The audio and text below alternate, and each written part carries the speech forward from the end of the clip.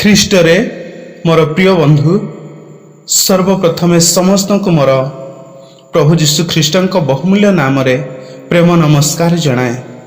ମୋ ପରି ଅଯୋଗ୍ୟକୁ ଆଜି ପ୍ରଭୁ ପୁନର୍ବାର ଆଉ ଗୋଟିଏ ସୁଯୋଗ ଦେଇଥିବା ହେତୁ ମୁଁ ପ୍ରଭୁଙ୍କ କତିରେ ଧନ୍ୟବାଦୀ ଅଟେ।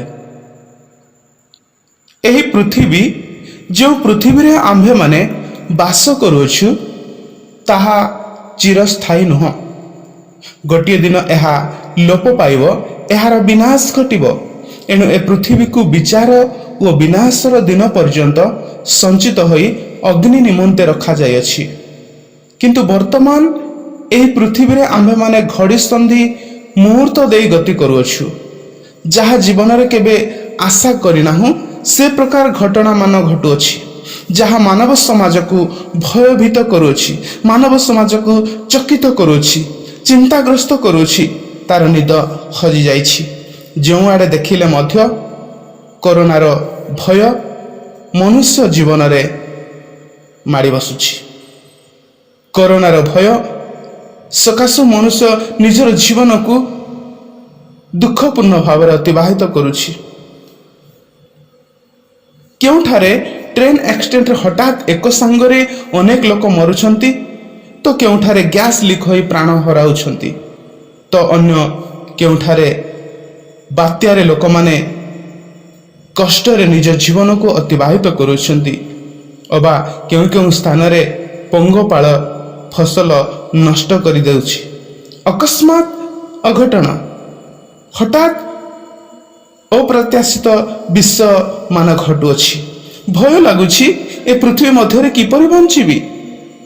ଭୟ ଲାଗୁଛି ଏ ପୃଥିବୀ ମଧ୍ୟରେ ମୁଁ କ'ଣ କରିବି, କିଏ ଏହାକୁ ନିୟନ୍ତ୍ରଣ କରିବ। କାହିଁକି ଏ ପ୍ରକାର ପରିସ୍ଥିତି, କାହିଁକି ଏ ପ୍ରକାର ଅଘଟଣ। ମୁଁ କେବେ ଆଶା କରିନଥିଲି, ମାତ୍ର ଏ ପ୍ରକାର ହଠାତ୍ କାହିଁକି ଘଟିଲା। ଅନେକ ପ୍ରଶ୍ନ ମନ ମଧ୍ୟରେ ଉଙ୍କି ମାରୁଛି।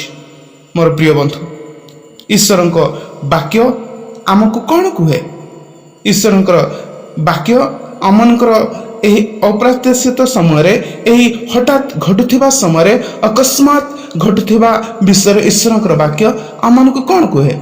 ଦୟାକରି ମୋ ସହିତ ଖୋଲନ୍ତୁ ମାର୍କ ପୁସ୍ତକ 4 ପର୍ବ। ମାର୍କ ପୁସ୍ତକ 4 ପର୍ବ 35 ପଦରୁ 41 ପଦ। ମାର୍କ ପୁସ୍ତକ 4 ପର୍ବ 35 ପଦରୁ 41 ପଦ ମୁଁ ପଢ଼ୁଛି, ଦୟାକରି ଧ୍ୟାନର ସହିତ ଶୁଣନ୍ତୁ। ସେହିଦିନ ସନ୍ଧ୍ୟା ହୁଅନ୍ତେ ଯୀଶୁ ସେମାନଙ୍କୁ କହିଲେ, ଆସ ଆର ପାରିକି ଯିବା। ସେଥିରେ ସେମାନେ ଲୋକ ସମୂହକୁ ପରିତ୍ୟାଗ କରି ସେ ଯେପରି ଥିଲେ ସେହିପରି ତାହାଙ୍କୁ ନୌକାରେ ସାଙ୍ଗରେ ଘେନିଗଲେ। ପୁଣି ଅନ୍ୟାନ୍ୟ ନୌକା ମଧ୍ୟ ତାହାଙ୍କ ସହିତ ଥିଲା। ଆଉ ପ୍ରବଳ ତୋଫାନ ହେଲା।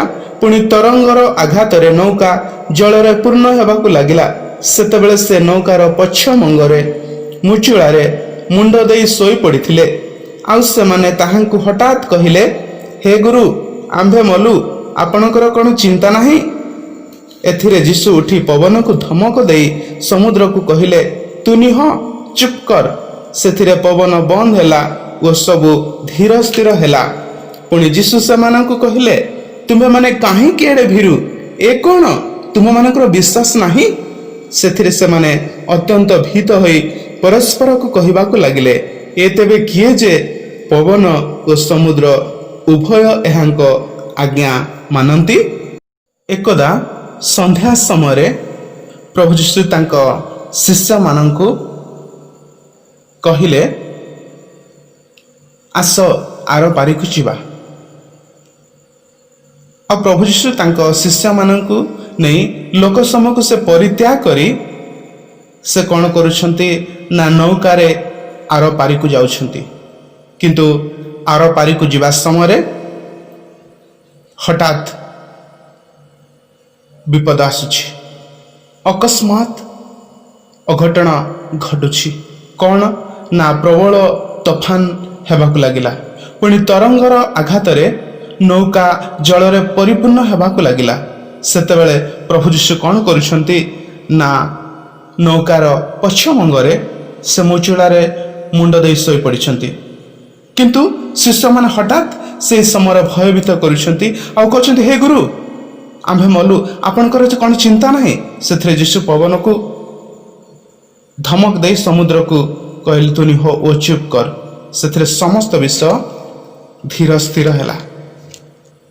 ଏକଥା ଶୁଣି ତାଙ୍କର ଶିଷ୍ୟମାନେ ଭୟଭୀତ ହେଉଛନ୍ତି, ବ୍ୟତିବ୍ୟସ୍ତ ହେଉଛନ୍ତି, ଆଉ ଚକିତ ହୋଇ କହୁଛନ୍ତି, ଏ ତେବେ କିଏ ଯେ ପବନ ଓ ସମୁଦ୍ର ଉଭୟ ଏହାଙ୍କ ଆଜ୍ଞା ମାନନ୍ତି। ଏହି ସ୍ଥାନରୁ ଆମମାନେ ଦେଖିପାରୁଛୁ ଅକସ୍ମାତ୍ ବିପଦ। ପ୍ରଭୁ ଯୀଶୁ ତାଙ୍କ ଶିଷ୍ୟମାନଙ୍କୁ ଯେତେବେଳେ ଆର ପାରିକୁ ଯିବା ବୋଲି କହିଲେ, ସେହି ସମୟରେ ଆର ପାରିକୁ ଯିବା ସମୟରେ ଅକସ୍ମାତ୍ ବିପଦ, ଅକସ୍ମାତ୍ ଦୁର୍ଘଟଣା ଘଟୁଅଛି। ଏହି ଅକସ୍ମାତ୍ ବିପଦ ସମ୍ବନ୍ଧରେ, ଅକସ୍ମାତ୍ ଘଟୁଥିବା ଘଟଣା ସମ୍ବନ୍ଧରେ ଆଜି ଆମେ ଈଶ୍ୱରଙ୍କ ବାକ୍ୟରୁ କେତୋଟି ବିଷୟକୁ ଆଲୋଚନା କରିବା। ଦେଖନ୍ତୁ, ପ୍ରଥମ ବିଷୟ ଅକସ୍ମାତ୍ ବିପଦରେ ଈଶ୍ୱର ଆମ ସହିତ ଥାନ୍ତି। ଅକସ୍ମାତ୍ ବିପଦରେ ଈଶ୍ୱର ଆମ ସହିତ ଥାନ୍ତି। ଦେଖନ୍ତୁ, ଯଦି ବା ବିଶ୍ୱ ବ୍ରହ୍ମାଣ୍ଡର ସୃଷ୍ଟିକର୍ତ୍ତା ଡଙ୍ଗାରେ ଅଛନ୍ତି, ସେମିତି କିଛି ହଠାତ୍ ଘଟଣା ଘଟିବ ନାହିଁ, ସେମିତି କିଛି ହଠାତ୍ ବିପଦ ଆସିବ ନାହିଁ, ତାହାର କିଛି ମାନେ ନାହିଁ, ତାହାର କିଛି ଗ୍ୟାରେଣ୍ଟି ନାହିଁ। ଅନେକ ସମୟରେ ଆମମାନେ ଏ ପ୍ରକାର ଭାବୁ ଯେ ଈଶ୍ୱର ଅଛନ୍ତି, ହଠାତ୍ କିଛି ଆମ ଜୀବନରେ ଘଟିବ ନାହିଁ, ହଠାତ୍ କିଛି ଆମ ଜୀବନରେ ଦୁର୍ଘଟଣା ଆସିବ ନାହିଁ, ସମସ୍ୟା ଆସିବ ନାହିଁ, ଦୁଃଖ ଆସିବ ନାହିଁ। ଏହା ଲୋକମାନଙ୍କର ଚିନ୍ତାଧାରା। କିନ୍ତୁ ହଠାତ୍ ଏ ପ୍ରକାର କୌଣସି ବିଷୟ ଆମମାନଙ୍କ ଜୀବନରେ ଘଟିନଥାଏ କି? ଏହି ସ୍ଥାନରେ ଦେଖନ୍ତୁ, ଶିଷ୍ୟମାନେ ଏବଂ ପ୍ରଭୁ ଯୀଶୁ ଯେତେବେଳେ ଡଙ୍ଗାର ବସି ଆର ପାରିକୁ ଯାଉଛନ୍ତି, ସେହି ସମୟରେ ହଠାତ୍ ବିପଦ ଆସିଲା। ହଠାତ୍ ଝଡ଼ ତୋଫାନ ଆସୁଛି। ଏହା ହଠାତ୍ ଆସୁଛି, କିନ୍ତୁ ଈଶ୍ୱର ଜାଣିକି ଆସୁଛି। କିନ୍ତୁ ହଠାତ୍ ଏହା ମନୁଷ୍ୟ ନିମନ୍ତେ ଘଟେ। ଈଶ୍ୱର ଜାଣିକି ଆସେ, କିନ୍ତୁ ହଠାତ୍ ମନୁଷ୍ୟ ନିମନ୍ତେ ଆସେ। ଏହି ସ୍ଥାନରେ ହଠାତ୍ ଅଘଟଣ ଘଟୁଛି, ପ୍ରବଳ ତୋଫାନ ହେବାକୁ ଲାଗିଲା। ଅନେକ ସମୟରେ ମନୁଷ୍ୟର ଭୁଲ ଧାରଣା ହୁଏ। ଅନେକ ସମୟରେ ଲୋକମାନେ କୁହନ୍ତି, ସେମାନେ ତ ଯୀଶୁଙ୍କୁ ବିଶ୍ୱାସ କରୁଛନ୍ତି, ସେମାନଙ୍କ ଜୀବନରେ କାହିଁକି ଏ ପ୍ରକାର ପରିସ୍ଥିତି ଆସିଲା, ସେମାନଙ୍କ ଜୀବନରେ କାହିଁକି ଏ ପ୍ରକାର ସମସ୍ୟା ଆସିଲା? କ'ଣ ଯୀଶୁ ଥିଲେ ଏ ପ୍ରକାର ସମସ୍ୟା ଆସେ ନାହିଁ କି? ଯୀଶୁ ଥିଲେ କ'ଣ ଏ ପ୍ରକାର ପରିସ୍ଥିତି ଘଟେ ନାହିଁ କି? ଲୋକେ ଏ ପ୍ରକାର କୁହନ୍ତି। ଲୋକମାନେ କୁହନ୍ତି, ତାଙ୍କ ଜୀବନରେ ଏ ପ୍ରକାର ବିଫଳ କାହିଁକି? ପ୍ରଭୁ ଯୀଶୁ ସେମାନଙ୍କ ଜୀବନରେ ଅଛନ୍ତି। ଯଦି ପ୍ରଭୁ ଯୀଶୁ ସେମାନଙ୍କ ଜୀବନରେ ଅଛନ୍ତି, ତାହେଲେ ସେମାନଙ୍କ ଜୀବନରେ ରୋଗ ଆସିବ ନାହିଁ, କାରଣ ଯୀଶୁ ହେଉଛନ୍ତି ଆରୋଗ୍ୟକାରୀ। ସେମାନଙ୍କ ଜୀବନରେ ଦୁଃଖ ଆସିବ ନାହିଁ, କାରଣ ଯୀଶୁ ହେଉଛନ୍ତି ଦୁଃଖହାରୀ। କ'ଣ ପ୍ରଭୁ ଯୀଶୁ ଥିଲେ ସେ ପ୍ରକାର ଅଘଟଣ ଘଟେ ନାହିଁ କି? ସେ ପ୍ରକାର ଦୁଃଖ ଆସେ ନାହିଁ କି? ସେ ପ୍ରକାର ସମସ୍ୟା ଆସେ ନାହିଁ କି? ମୋର ପ୍ରିୟ ବନ୍ଧୁ, ଯୀଶୁ ଥିଲେ ସେ ପ୍ରକାର ଆସିବ ନାହିଁ, ସେ ପ୍ରକାର ଆସିବ, ଏହା ଭୁଲ ଧାରଣା।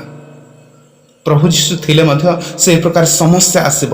ପ୍ରଭୁ ଯୀଶୁ ଥିଲେ ମଧ୍ୟ ସେହି ପ୍ରକାର ବିପଦ ଆସିବ।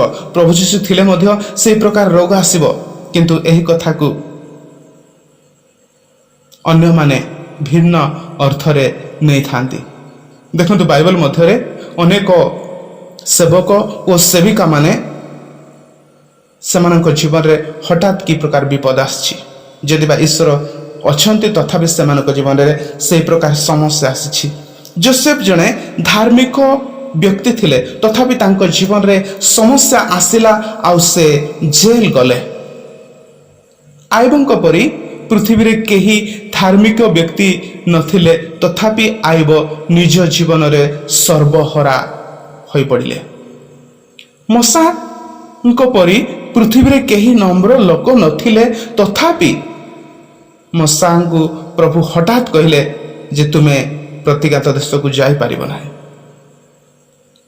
ପ୍ରେରିତ ପାଉଲଙ୍କ ପରି ବିଶ୍ୱାସର ଯୋଦ୍ଧା ଆଉ କେହି ନଥିଲେ। ମାତ୍ର ତାଙ୍କ ଜୀବନରେ ଅନେକ ଦୁଃଖ, ଅନେକ କଷ୍ଟ, ଅନେକ ସମସ୍ୟା ଦେଇ ଯିବାକୁ ପଡ଼ିଲା।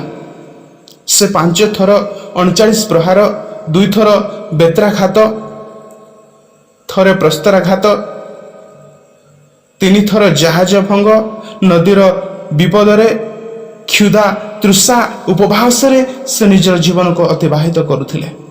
ଏ ପ୍ରକାର ଅନେକ ବାଇବେଲ ମଧ୍ୟରେ ଆମେ ଦେଖୁଛୁ। ଦାନିଏଲଙ୍କ ଜୀବନରେ ସିଂହ ଗର୍ତ୍ତରେ ସେ କି ପ୍ରକାର ସମସ୍ୟା ଦେଇ ଗତି କରୁଛନ୍ତି। ଯୁବକ ଜହନଙ୍କ ଜୀବନରେ ମୁଣ୍ଡ କାଟ ହେଉଛି।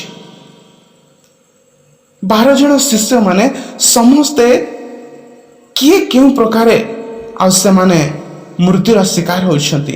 କିଏ କରତରେ ଚିରାଗଲେ, କିଏ ଖଣ୍ଡାର ବଧ କରାଗଲା, କାହାର ମୁଣ୍ଡ କାଟ ହେଉଛି, କାହାକୁ ଓଲଟା କ୍ରୁଶବିଦ୍ଧ କରାଯାଉଛି, କାହାକୁ ବାଘ ଆଉ ସିଂହମାନେ ବିଦୀର୍ଣ୍ଣ କରୁଛନ୍ତି, କାହାକୁ ଅଗ୍ନିରେ ଦାହ କରାଯାଉଛି, କାହାକୁ ତେଲ କଢ଼େଇରେ ପକାଯାଉଛି। ଏ ପ୍ରକାର ସମସ୍ୟାରେ, ଏ ପ୍ରକାର ବିପଦ ଦେଇ ସେମାନେ ମୃତ୍ୟୁର ଶିକାର ହେଉଛନ୍ତି। କ'ଣ ପ୍ରଭୁ ଯୀଶୁ ଥିଲେ ଏ ପ୍ରକାର ସମସ୍ୟା ଆସେ ନାହିଁ କି? ପ୍ରଭୁ ଯୀଶୁ ଥିଲେ ଏ ପ୍ରକାର ବିପଦ ଆସେ ନାହିଁ କି? ମୋର ପ୍ରିୟ ବନ୍ଧୁ,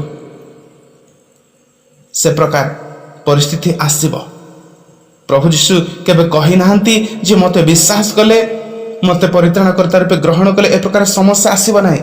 ନା ମୋର ପ୍ରିୟ ବନ୍ଧୁ, ଏ ପ୍ରକାର ସମସ୍ୟା ଆସିବ, କିନ୍ତୁ ସେଇ ସମସ୍ୟା ମଧ୍ୟରେ ପ୍ରଭୁ ଯୀଶୁ ଗୋଟିଏ ବଡ଼ ପ୍ରତିଜ୍ଞା କରିଛନ୍ତି ଯେ ମୁଁ ତୁମ ଜୀବନରେ ଅଛି, ବା ମୁଁ ତୁମ ସହିତ ଅଛି, ଯୁଗାନ୍ତ ପର୍ଯ୍ୟନ୍ତ ମୁଁ ତୁମ ସହିତ ଅଛି। ତୁମେ ଝଡ଼ ମଧ୍ୟ ଦେଇ ଗତି କଲେ ମୁଁ ତୁମ ସହିତ ଅଛି, ତୁମେ ବିପଦ ଦେଇ ଗତି କଲେ ମୁଁ ତୁମ ସହିତ ଅଛି। ଯେଉଁ ପରିସ୍ଥିତି ଦେଇ ଆମେ ଗତି କରୁଛୁ, ଯେଉଁ କରୋନାର ଭୟ ଆମମାନଙ୍କ ଜୀବନରେ ମାଡ଼ି ଚାଲିଛି, ଯେଉଁ ଅନେକ ବିପଦ, ଅନେକ ସମସ୍ୟା ଦେଇ ଆମେ ଗତି କରୁଛୁ, ଏହି ପ୍ରକାର ପରିସ୍ଥିତି ମଧ୍ୟରେ ଈଶ୍ୱର ଆପଣଙ୍କ ସହିତରେ ଆଉ ମୋ ସହିତରେ ଅଛନ୍ତି। ଏ ପ୍ରକାର ପରିସ୍ଥିତି ହେବ ବୋଲି କିଏ ଜାଣିଥିଲା? ଏ ପ୍ରକାର ପରିସ୍ଥିତି ହେବ ବୋଲି କିଏ ଜାଣିଥିଲା? କିନ୍ତୁ ହଠାତ୍ ଆସେ, ତାହାର କିଛି ନିଶ୍ଚିନ୍ତତା ନାହିଁ। କିନ୍ତୁ ଈଶ୍ୱର ଆପଣଙ୍କ ସହିତ ଆଉ ମୋ ସହିତ ଅକସ୍ମାତ୍ ବିପଦରେ ଅଛନ୍ତି। ସେ ଆପଣଙ୍କୁ କେବେ ନିରାଶ ହେବାକୁ ଦେବେ ନାହିଁ, ସେ କେବେ ଆପଣଙ୍କୁ ଛାଡ଼ିବେ ନାହିଁ। ମାତ୍ର ଈଶ୍ୱର ଅକସ୍ମାତ୍ ବିପଦରେ ଈଶ୍ୱର ଆପଣଙ୍କ ସହିତ ଆଉ ମୋ ସହିତ ଅଛନ୍ତି। ଦେଖନ୍ତୁ, ଏହି ସ୍ଥାନରେ ଡଙ୍ଗାରେ ଈଶ୍ୱର ତାଙ୍କ ସହିତରେ ହିଁ ଥିଲେ। ଯଦିବା ଈଶ୍ୱର ଶୋଇବା ପରି ଅଭିନୟ କରୁଛନ୍ତି, ତଥାପି ଈଶ୍ୱର ସେମାନଙ୍କର ସହିତରେ ଅଛନ୍ତି। ତେଣୁ ଏ ପ୍ରକାର ପରିସ୍ଥିତି ଦେଇ, ଏ ପ୍ରକାର ସମସ୍ୟା ଦେଇ, ଏ ପ୍ରକାର କଷ୍ଟ ଦେଇ ଯେତେବେଳେ ଆମେ ଗତି କରୁ, ଆମେ ଈଶ୍ୱରଙ୍କୁ ଲକ୍ଷ୍ୟ କରୁ ଯେ ଈଶ୍ୱର ଆମ ସଙ୍ଗରେ ଅଛନ୍ତି। ଦ୍ୱିତୀୟ ବିଷୟ, ଏହି ସ୍ଥାନରୁ ଆମେ କ'ଣ ଶିକ୍ଷା କରୁଛୁ? ଅକସ୍ମାତ୍ ବିପଦ ବିଷୟରେ ଈଶ୍ୱର ଚିନ୍ତା କରନ୍ତି। ଅକସ୍ମାତ୍ ବିପଦ ବିଷୟରେ ଈଶ୍ୱର ଚିନ୍ତା କରନ୍ତି। 39 ପଦ ଦେଖନ୍ତୁ। ଏଥିରେ ଯୀଶୁ ଉଠି ପବନକୁ ଧମକ ଦେଇ ସମୁଦ୍ରକୁ କହିଲେ, ତୁ ନିହ, ଚୁପ୍ କର। ସେଥିରେ ପବନ ବନ୍ଦ ହେଲା ଓ ସବୁ ଧୀର ସ୍ଥିର ହେଲା। ଅନେକ ସମୟରେ ଅକସ୍ମାତ୍ ବିପଦ ଯେତେବେଳେ ଆମମାନଙ୍କ ଜୀବନରେ ଆସେ, ସେତେବେଳେ ଭାବୁ ଆମେ ଈଶ୍ୱର ଚିନ୍ତା କରନ୍ତି ନାହିଁ। ସେହି ବିପଦ ସମ୍ବନ୍ଧରେ ଆମେ ଭାଙ୍ଗି ପଡ଼ୁ, ନିରୁତ୍ସାହ ହେଉ, ହତୋତ୍ସାହ ହେଉ, ମନରେ ପ୍ରଶ୍ନ ଆସେ, ଈଶ୍ୱର ନାହାନ୍ତି। ବିବେକ କୁହେ ଈଶ୍ୱର ପାଖରେ ଥିଲେ ସେ ଆମର ଯତ୍ନ ନେଇଥାନ୍ତେ। ଯେମିତି ସେହିଦିନ ଲାଜାରଙ୍କ ଭଉଣୀ ମାନେ ମାର୍ଥା ଏବଂ ମରିୟମ, ସେମାନେ କହିଥିଲେ ଯେ ତୁମେ ଥିଲେ ଆମ ଭାଇ ମରିନଥାନ୍ତା। ଏହି ସ୍ଥାନରେ ମଧ୍ୟ ଶିଷ୍ୟମାନେ ମଧ୍ୟ ଠିକ୍ ସେହି ପ୍ରକାର କହୁଛନ୍ତି। 38 ପଦରେ, ଆମେ ମଲୁ, ଆପଣଙ୍କର କ'ଣ ଚିନ୍ତା ନାହିଁ? ମୋର ପ୍ରିୟ ବନ୍ଧୁ, ବାସ୍ତବରେ କ'ଣ ଈଶ୍ୱର ଚିନ୍ତା କରନ୍ତି ନାହିଁ? ସେମାନେ ନ ମରିକି ମଧ୍ୟ ସେମାନେ କହିଲେ ଆମେ ମଲୁ। ଯଦିବା ଏହି ଶିଷ୍ୟମାନେ ମତ୍ସ୍ୟଜୀବୀ ଥିଲେ, ସେମାନେ ଅନେକ ଥର ଝଡ଼ର ସମ୍ମୁଖୀନ ହୋଇଥିବେ, ତଥାପି ସେମାନେ ନ ମରିକି ସେମାନେ କହୁଛନ୍ତି ଆମେ ମଲୁ, ଆପଣଙ୍କର କ'ଣ ଚିନ୍ତା ନାହିଁ କି? ଶିଷ୍ୟମାନେ ଯୀଶୁଙ୍କୁ କହୁଛନ୍ତି ଆପଣଙ୍କର କ'ଣ ଚିନ୍ତା ନାହିଁ କି? କ'ଣ ବାସ୍ତବରେ ଯୀଶୁ ଚିନ୍ତା କରନ୍ତି ନାହିଁ? ସେ ପରା କୁହନ୍ତି ତୁମ ସମସ୍ତ ଚିନ୍ତାର ଭାର ମୋ ଉପରେ ପକାଅ, ମୁଁ ସମ୍ଭାଳିବି। ସେ ଆପଣଙ୍କ ପାଇଁ ମୋ ପାଇଁ ସେ ଚିନ୍ତା କରନ୍ତି। ତେଣୁ ହଠାତ୍ ଘଟୁଥିବା ବିଷୟ ସମ୍ବନ୍ଧରେ ହଠାତ୍ ଅକସ୍ମାତ୍ ବିଷୟ ଯେତେବେଳେ ଆମମାନଙ୍କ ଜୀବନରେ ଆସେ, ସେତେବେଳେ ଈଶ୍ୱର ଆପଣଙ୍କ ପାଇଁ ଆଉ ମୋ ପାଇଁ ଚିନ୍ତା କରନ୍ତି। ଏହି ସ୍ଥାନରେ ଈଶ୍ୱର ସେମାନଙ୍କ ପାଇଁ ଚିନ୍ତା କଲେ ଆଉ ପବନ ବନ୍ଦ ହେବା ନିମନ୍ତେ ସେ ଆଜ୍ଞା ଦେଲେ। ଯେତେବେଳେ ପ୍ରଭୁ ଯୀଶୁ ଏକମାତ୍ର ଆଜ୍ଞା ଦେଲେ, ପଦେ ଆଜ୍ଞା କଲେ, ଆଉ ସବୁ କିଛି ଧୀର ସ୍ଥିର ହେଲା। କାରଣ ଈଶ୍ୱର ଅକସ୍ମାତ୍ ବିପଦ ବିଷୟରେ ଚିନ୍ତା କରନ୍ତି। ଯେତେବେଳେ ବି ଯେଉଁ ପରିସ୍ଥିତିରେ ବି ଯେଉଁଠାରେ ବି ଥାଉ ଆମେ, ଯେତେବେଳେ ଆମମାନଙ୍କ ଜୀବନରେ, ଆପଣଙ୍କ ଜୀବନରେ, ମୋ ଜୀବନରେ ଅକସ୍ମାତ୍ ବିପଦ ଆସେ, ସେହି ସମୟରେ ଈଶ୍ୱର ଆପଣଙ୍କ ପାଇଁ ଆଉ ମୋ ପାଇଁ ଚିନ୍ତା କରନ୍ତି। ତେଣୁ ଆମମାନେ ଈଶ୍ୱରଙ୍କ ଉପରେ ନିଜର ସବୁ ଆସ୍ଥାକୁ, ସବୁ ଚିନ୍ତାର ଭାରକୁ ଆମେ ତାଙ୍କ ଉପରେ ସମର୍ପଣ କରୁ। କାରଣ ସେ ଆପଣଙ୍କ ପାଇଁ ଆଉ ମୋ ପାଇଁ ଚିନ୍ତା କରନ୍ତି। ଯିଏ ଆମ ପାଇଁ ଚିନ୍ତା କରୁଅଛନ୍ତି, କାହିଁକି ଆମେ ଏ ଅକସ୍ମାତ୍ ବିପଦ ସମୟରେ ଆମମାନେ ଭରସାହୀନ ହେବା? ସେ ପ୍ରଭୁଙ୍କ ଉପରେ ନିଜର ସମ୍ପୂର୍ଣ୍ଣ ଚିନ୍ତାର ଭାରକୁ ସମର୍ପଣ କରିବା, କାରଣ ସେ ଆପଣଙ୍କ ପାଇଁ ଆଉ ମୋ ପାଇଁ ଚିନ୍ତା କରନ୍ତି। ତୃତୀୟ ବିଷୟ, ଏହି ସ୍ଥାନରୁ ଆମମାନେ କ'ଣ ଶିକ୍ଷା କରୁଛୁ? ଅକସ୍ମାତ୍ ବିପଦ ଚିରସ୍ଥାୟୀ ନୁହଁ। ତୃତୀୟ ବିଷୟ, ଅକସ୍ମାତ୍ ବିପଦ ଚିରସ୍ଥାୟୀ ନୁହଁ। ଦେଖନ୍ତୁ 39 ପଦର ଶେଷ ଅଂଶରେ ଲେଖାଯାଏ, ସେଥିରେ ପବନ ବନ୍ଦ ହେଲା ଓ ସବୁ ଧୀର ସ୍ଥିର ହେଲା। ହଠାତ୍ ଆସୁଥିବା ବିପଦ, ହଠାତ୍ ଆସୁଥିବା ଅଘଟଣ ଆମକୁ ତାଙ୍କ ଆଡ଼କୁ ଫେରିବା ପାଇଁ ନିର୍ଦ୍ଦେଶ କରେ।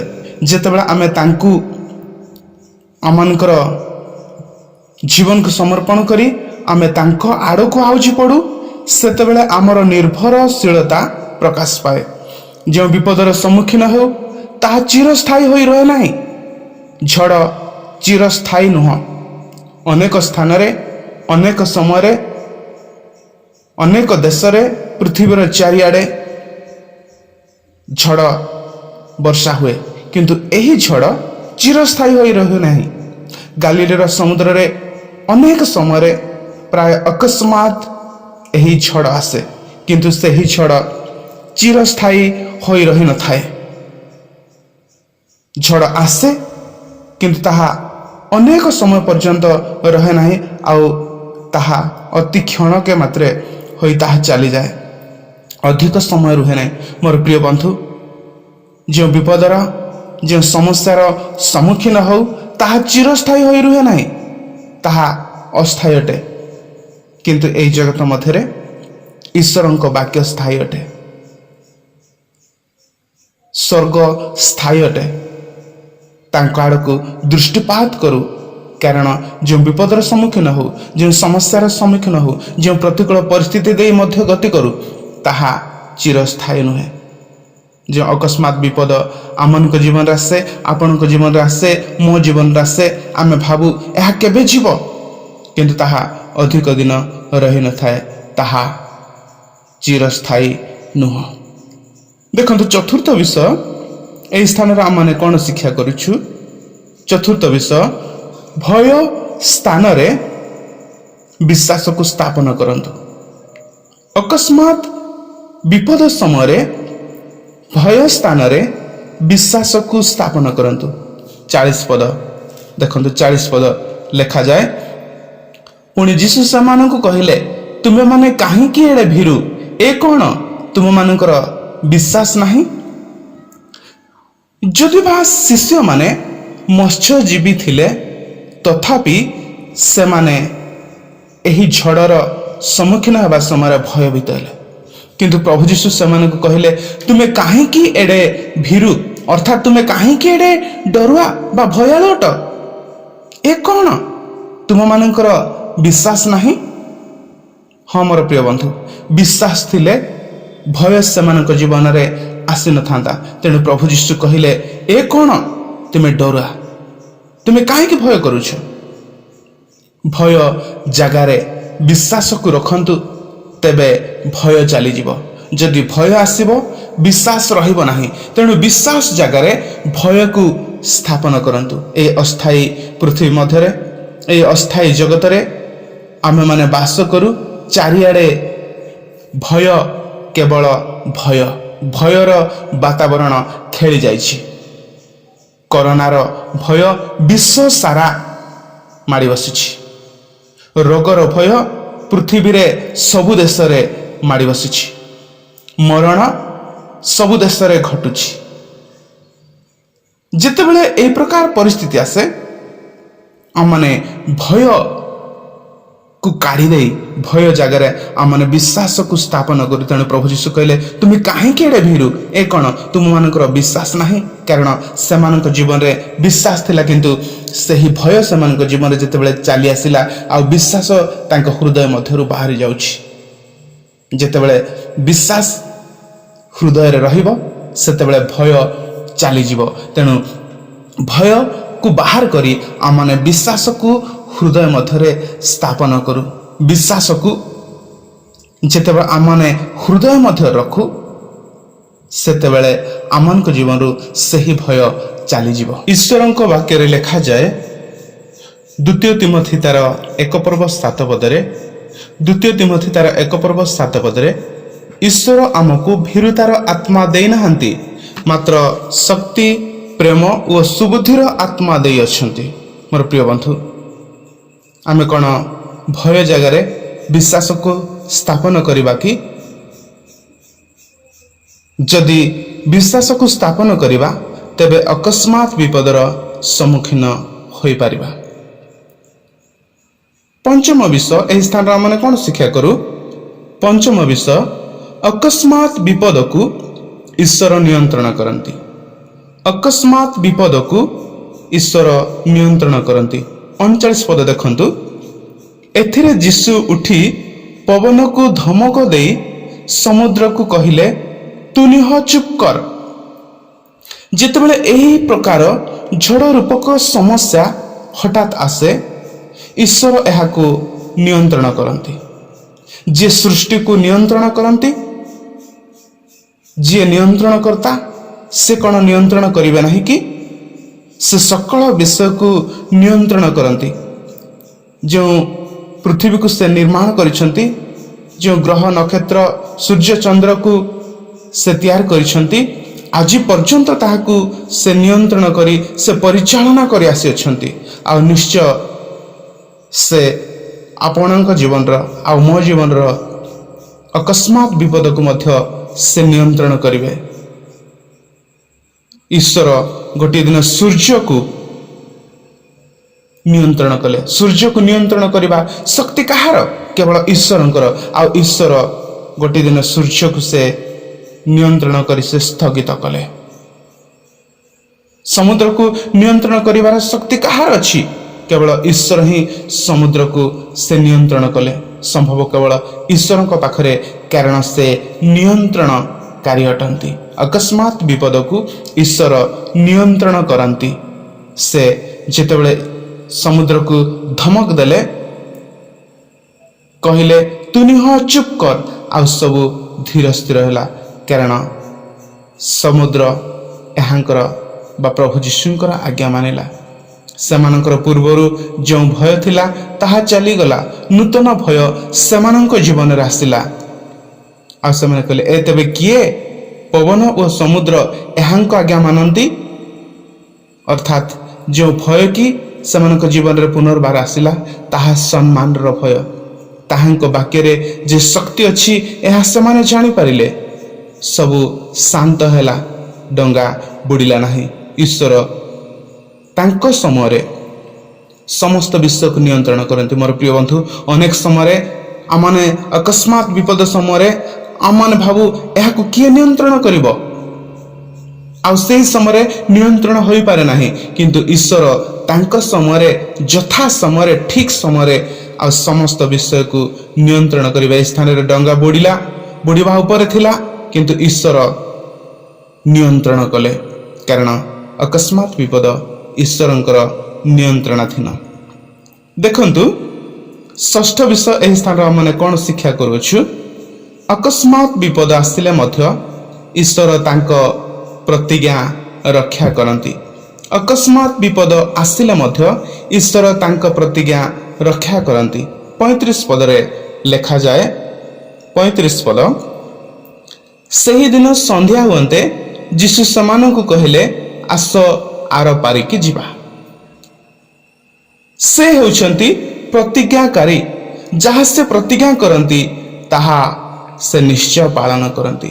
ସେହିଦିନ ସେ ସନ୍ଧ୍ୟା ସମୟରେ ଶିଷ୍ୟମାନଙ୍କୁ କହିଲେ, ଆସ ଆର ପାରିକି ଯିବା। ଯଦିବା ସନ୍ଧ୍ୟା ହୋଇଛି, ଯଦିବା ତୋଫାନ ହେଲା, ନୌକା ଜଳରେ ପୂର୍ଣ୍ଣ ହେବାକୁ ଲାଗିଲା, ତଥାପି ପ୍ରଭୁ ସେ ଆର ପାରିକୁ ବା ସେ ଆର ପାର୍ଶ୍ୱକୁ ସେ ନିଶ୍ଚିନ୍ତ ନେଲେ। ସେ ମନୁଷ୍ୟ ନୁହନ୍ତି ଯେ ସେ ମିଥ୍ୟା କହିବେ, ମାତ୍ର ସତ୍ୟ ଈଶ୍ୱର ଯାହା କୁହନ୍ତି ସେ ତାହା କରନ୍ତି। ଯେଉଁ ଅନନ୍ତ ଜୀବନର ପ୍ରତିଜ୍ଞା ଦେଇଅଛନ୍ତି, ନିଶ୍ଚୟ ସେ ଆପଣଙ୍କୁ ଆଉ ମୋତେ ସେ ଦେବେ। କେବଳ ତାହାଙ୍କ ଉପରେ ବିଶ୍ୱାସ ରଖନ୍ତୁ, ତାହାଙ୍କ ଉପରେ ଭରସା ରଖନ୍ତୁ, କାରଣ ସେ ହେଉଛନ୍ତି ପ୍ରତିଜ୍ଞାକାରୀ ଈଶ୍ୱର ଅଟନ୍ତି। ପ୍ରଭୁ ଯୀଶୁ ଆପଣଙ୍କୁ ଆଉ ମୋତେ ଯେଉଁ ଆର ପାରିକୁ ଯିବା ନିମନ୍ତେ ସେ ପ୍ରତିଜ୍ଞା କରିଛନ୍ତି। ଏହି ଜଗତର ପାରିରେ ଆମେ ଅଛୁ, ମାତ୍ର ଆର ପାରିକୁ ଗୋଟେ ଦିନ ସମସ୍ତେ ଦିନେ ନା ଦିନେ ନିଶ୍ଚୟ ଯିବା।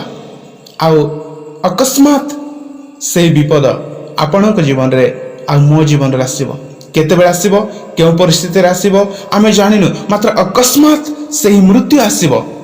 କିନ୍ତୁ ଈଶ୍ୱର ଯେ ପ୍ରତିଜ୍ଞା ଦେଇଛନ୍ତି ଆର ପାରିକୁ ସେ ନେବେ, ନିଶ୍ଚିନ୍ତ ସେ ଆର ପାରିରେ ଆପଣଙ୍କୁ ଆଉ ମୋତେ ପହଞ୍ଚାଇ ଦେବେ। ଏହି ଅକସ୍ମାତ୍ ବିପଦ ସମୟରେ ଈଶ୍ୱର ତାଙ୍କର ପ୍ରତିଜ୍ଞାକୁ ଅନ୍ୟଥା କରିବେ ନାହିଁ। ସେ ସମସ୍ୟା ଆସୁ, ଦୁଃଖ ଆସୁ, କଷ୍ଟ ଆସୁ, ରୋଗ ଆସୁ, ସେ ନିଶ୍ଚିନ୍ତ ଆର ପାରିକୁ ପହଞ୍ଚାଇ ଦେବେ, କାରଣ ତାଙ୍କର ଏହା ହେଉଛି ସେ ମହତ୍ ଓ ବହୁମୂଲ୍ୟ ପ୍ରତିଜ୍ଞା ଅଟେ।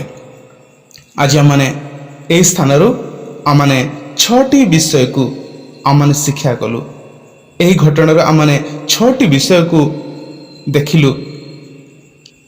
ହଠାତ୍ ଆସୁଥିବା ବିଷୟରେ, ହଠାତ୍ ଅକସ୍ମାତ୍ ଘଟୁଥିବା ବିଷୟରେ ଈଶ୍ୱର ଆମମାନଙ୍କୁ 6ଟି ବିଷୟରେ ଶିକ୍ଷା ଦିଅନ୍ତି। ଅକସ୍ମାତ୍ ବିପଦ ସମୟରେ ଈଶ୍ୱର ଆମ ସଙ୍ଗରେ ଥାନ୍ତି। ପ୍ରଥମ ବିଷୟ, ଅକସ୍ମାତ୍ ବିପଦ ସମୟରେ ଈଶ୍ୱର ଆମ ସଙ୍ଗରେ ଥାନ୍ତି। ଦ୍ୱିତୀୟ ବିଷୟ, ଅକସ୍ମାତ୍ ବିପଦ ସମୟରେ ଈଶ୍ୱର ଚିନ୍ତା କରନ୍ତି। ତୃତୀୟ ବିଷୟ, ଅକସ୍ମାତ୍ ବିପଦ ଚିରସ୍ଥାୟୀ ନୁହଁ। ଚତୁର୍ଥ ବିଷୟ, ଅକସ୍ମାତ୍ ବିପଦ ସମୟରେ ଭୟ ଦୂର କରି ବିଶ୍ୱାସକୁ ସ୍ଥାପନ କରନ୍ତୁ। ପଞ୍ଚମ ବିଷୟ, ଅକସ୍ମାତ୍ ବିପଦକୁ ଈଶ୍ୱର ନିୟନ୍ତ୍ରଣ କରନ୍ତି। ଷଷ୍ଠ ବିଷୟ, ଅକସ୍ମାତ୍ ବିପଦ ଆସିଲେ ମଧ୍ୟ ଈଶ୍ୱର ତାଙ୍କ ପ୍ରତିଜ୍ଞାକୁ ରକ୍ଷା କରନ୍ତି। ପ୍ରଭୁ ଆମ ସମସ୍ତଙ୍କୁ ଅକସ୍ମାତ୍ ବିପଦ ଯେତେବେଳେ ଆସେ ସେତେବେଳେ ଏହି ଶିକ୍ଷା ଆମମାନଙ୍କୁ ପ୍ରଦାନ କରନ୍ତୁ। ସମସ୍ତଙ୍କୁ ଧନ୍ୟବାଦ।